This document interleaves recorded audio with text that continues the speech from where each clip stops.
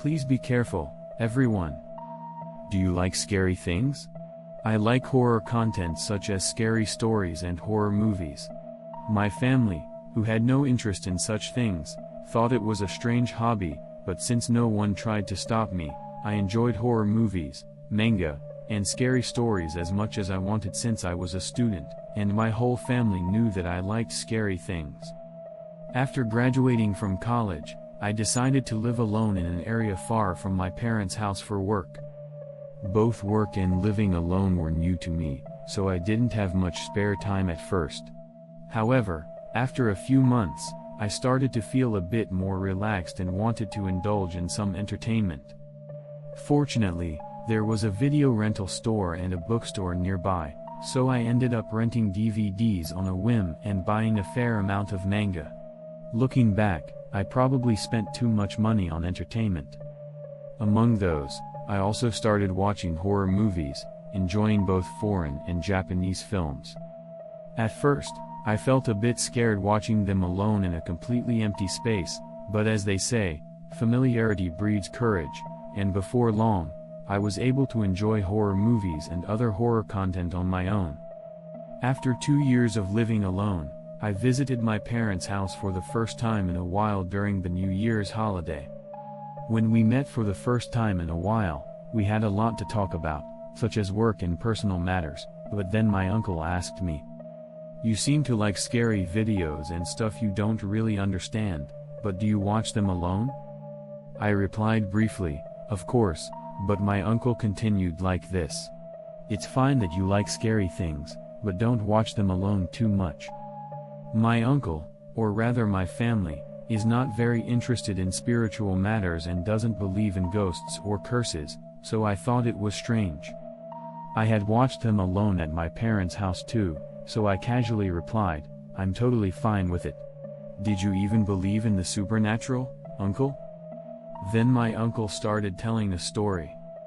My uncle recently transferred to a new workplace, where he met a colleague named Asada, who had become obsessed with horror content after watching a horror movie.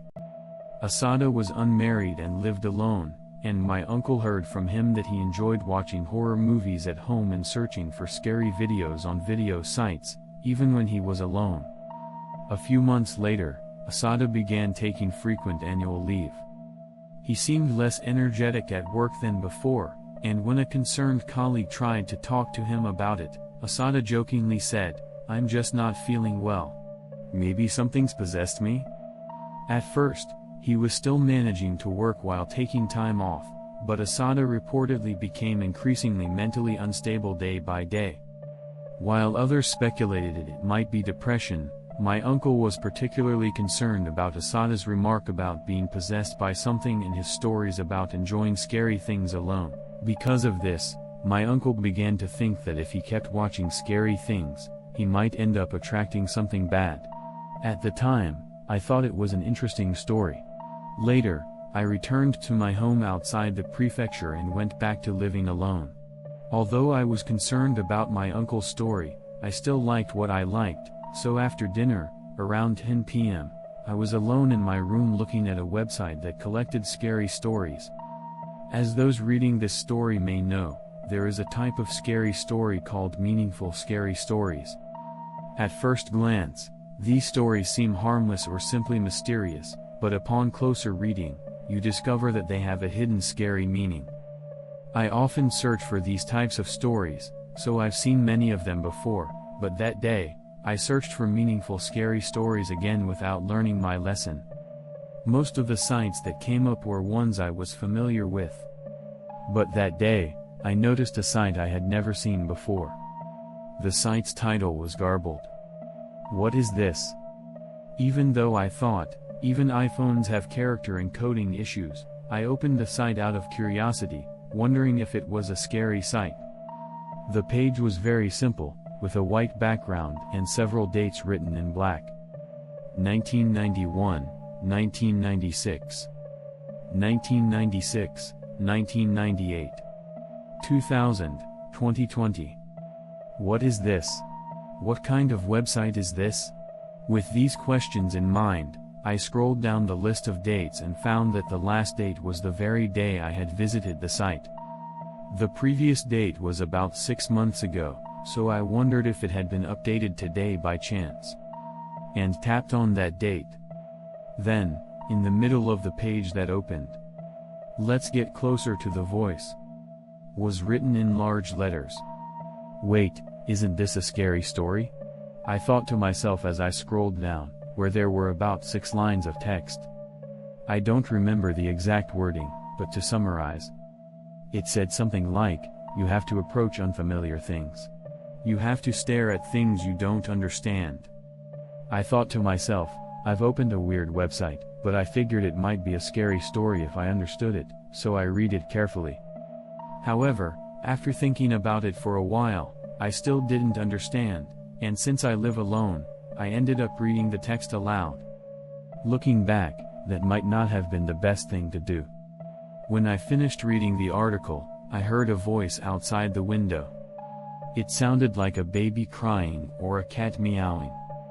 The window was closed, but the voice was loud enough to be heard clearly.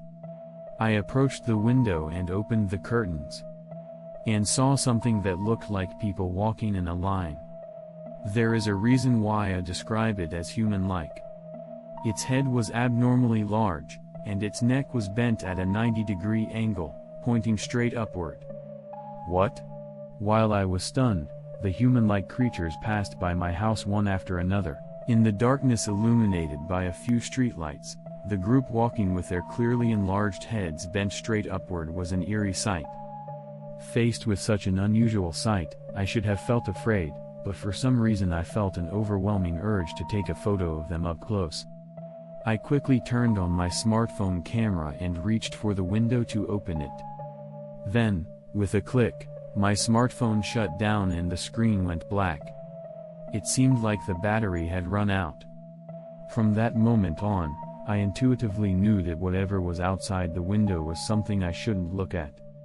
I still vividly remember the sudden shock I felt at that moment, like goosebumps covering my entire body and an electric shock hitting my heart. I felt like I absolutely couldn't make a sound or stare at it. Feeling the intense presence outside the window, I closed the curtains and silently endured it for about 30 minutes. The strange sounds from outside had ceased. I cautiously opened the curtain a little and peeked out, but there was nothing there.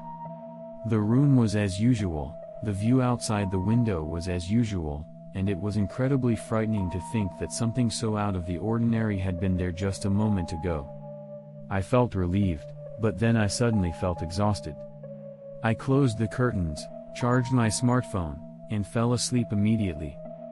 The next morning, for some reason, there was raw rice scattered in front of my house. The rice formed a line all the way to the front of my house, and at the far end, it was scattered in a disorderly manner. It felt unsettling, so I hurried to work.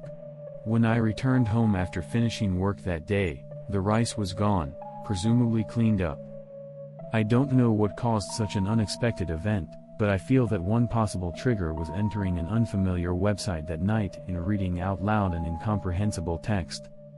Perhaps it's just my imagination, but I now wonder if the person my uncle mentioned, San, also researched some kind of scary story and ended up doing something similar. Maybe I'm overthinking it.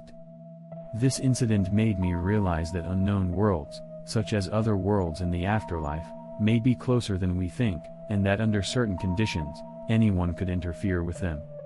After this incident, I was unable to find the website with the garbled text again. If anyone has seen a similar website, please let me know. When encountering scary stories or scary things, it may be best to be careful not to fulfill the conditions and not to do anything out of the ordinary. That concludes this story. Thank you for listening to the end.